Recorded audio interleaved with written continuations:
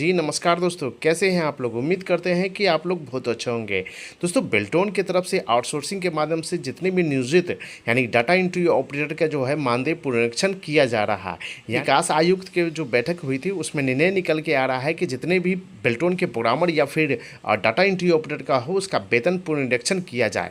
ये दोस्तों विकास आयुक्त की अध्यक्षता में जो बैठक हुई थी उस बैठक में निर्णय निकल के आ रही है। दोस्तों यहाँ पर देखिएगा, दिनांक जो है 24/3/2026 को जो विकास आयुक्त की अध्यक्षता में बैठक ली गई थी कि बेल्टोन के संविदा के आधार पर यानी कि नियोजित कर्मियों के लिए मानदेय का निर्धारण यानी पूर्ण निर्धारण के प्रस्ताव के दृष्टिपत्र में रखकर बेल्टोन के प्रोग्रामर तथा डाटा एंट्री ऑपरेटर के मानदेय के यानी कि दृष्टिकोचन कतिपय यानी असमानता को समाधान करने के लिए गठित समिति को गठन किया गया था। यानी कि इसमें कहा गया था कि जो भी बीपीएसएम के माध्यम से जो बहाली हुआ था कार्यपालक सहायकी और बेल्टोन के दोनों को सेम बराबर करने के लिए जो होता है वो बैठक बुलाई गई थी, यानी कि असमानता को समानता करने के लिए। ठीक है, बिहार प्रशासनिक सुधार मिशन और उसके बाद बेल्टोन का जो होता है दोनों को सेम बराबर करने जा रही थी कि मानदेय पुनरीक्षण किया जाए। तो पुनरीक्षण करने से पहले ही बेल्टोन के जो कार्यरत होंगे जैसे डाटा एंट्री प्रोग्रामर का उनका जो वेतन पुनरीक्षण करने के बाद बिहार प्रशासनिक सुधार मिशन के कार्यपालक सहायिका जो होता है पुनरीक्षण किया जाएगा। ठीक है, यहाँ भी साफ चीज़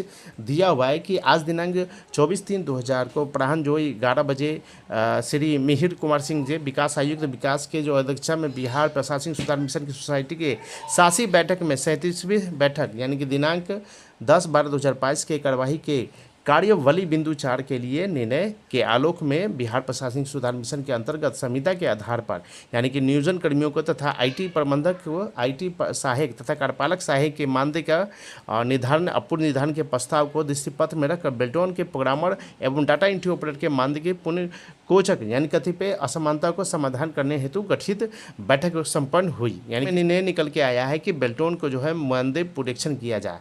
लेकिन पॉइंट नंबर यहाँ पर पढ़िएगा, बैठक के निम्नलिखित निर्णय लिया गया है कि श्रीमती जागो देवी के मामला माननीय उच्च यानी कि न्यायालय के द्वारा पारित आदेश के अनुपालन की में राज्य सरकार द्वारा नीति निर्धारण की कार्रवाई प्रक्रियाधीन है। ठीक है, यानी कि कोई केस चल रहा है सर्वोच्च न्यायालय में जिसमें पूरे भारत में यानी कि सभी को जो होता है सर्वोच्च न्यायालय के आदेश के साथ वहाँ पर कार्रवाई की जाएगी। यानी कि नीति निर्धारण के उपरांत इस विषय पर निर्णय लिया जाना समीचीन होगा और उक्त के परिप्रेक्षण में बैठक की कार्रवाई जो होता है 15 दिनों के लिए स्थगित की जाती है। यानी कि जब तक निर्णय निकल के नहीं आएगा सर्वोच्च न्यायालय का जागो देवी का तब तक वो होता है अभी 15 दिनों के लिए स्थगित किया जाता है।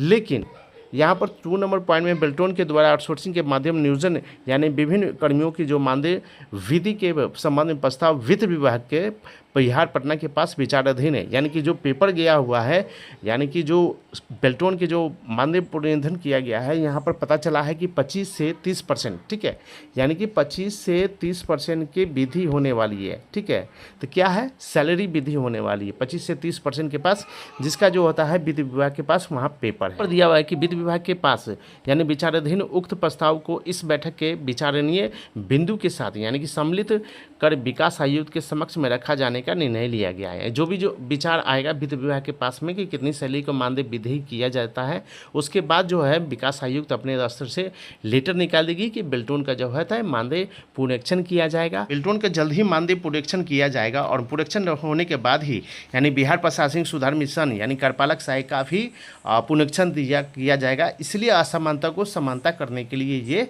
यानी कि विकास आयुक्त का बैठक बुलाई गई थी। और ये जानकारी दोस्तों हम वीडियो के माध्यम से दे दें। किसी को प्रॉब्लम है तो मुझे कमेंट बॉक्स में जवाब दीजिएगा, हम संपूर्ण जानकारी दे देंगे। फटाफट चैनल को सब्सक्राइब करें और बेल आइकन घंटी को जरूर दबा दें।